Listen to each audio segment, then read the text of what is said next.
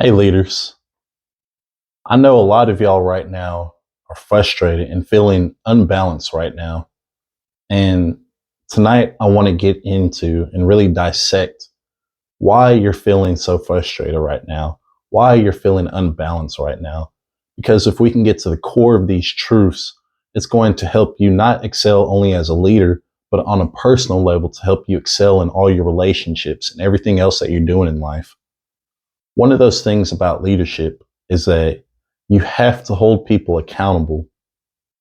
And one of the main reasons why you feel that frustration is because you hold yourself to such a high standard that people aren't used to.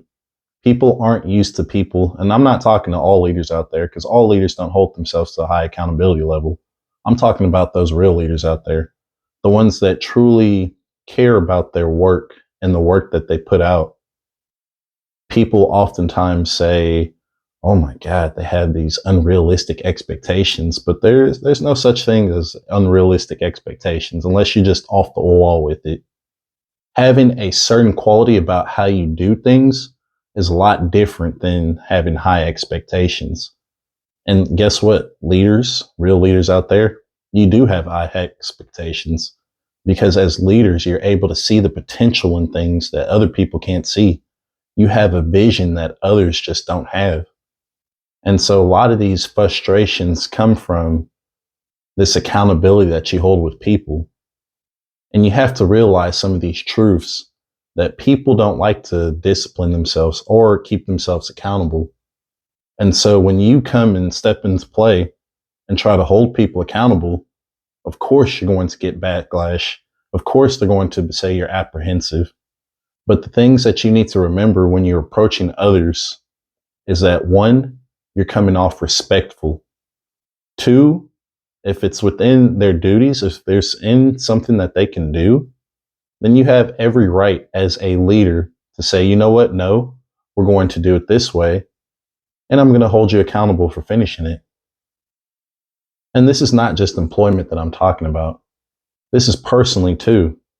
The way that you deal with your family and your relationships.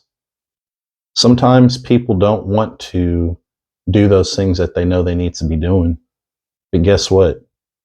People don't study consequence enough. People don't look at what's the effects of not doing this thing that I'm trying to hold you accountable for. And so sometimes you are going to have those uncomfortable conversations. But again, if you are staying respectful, communicating the end goal, then there's nothing wrong with that. At the end of the day, it's not that you're a bad leader. No, it's not that everybody's against you. That's not the issue here. It's that your standard and quality of doing things has to uphold and stay a certain way. Others out there, if they're not holding themselves accountable and you're trying to hold them accountable, then of course you're going to have some backlash. That's normal. Leadership is about vision and achieving one's goal while also developing others in that process. And sometimes people aren't ready to develop, and that's perfectly fine.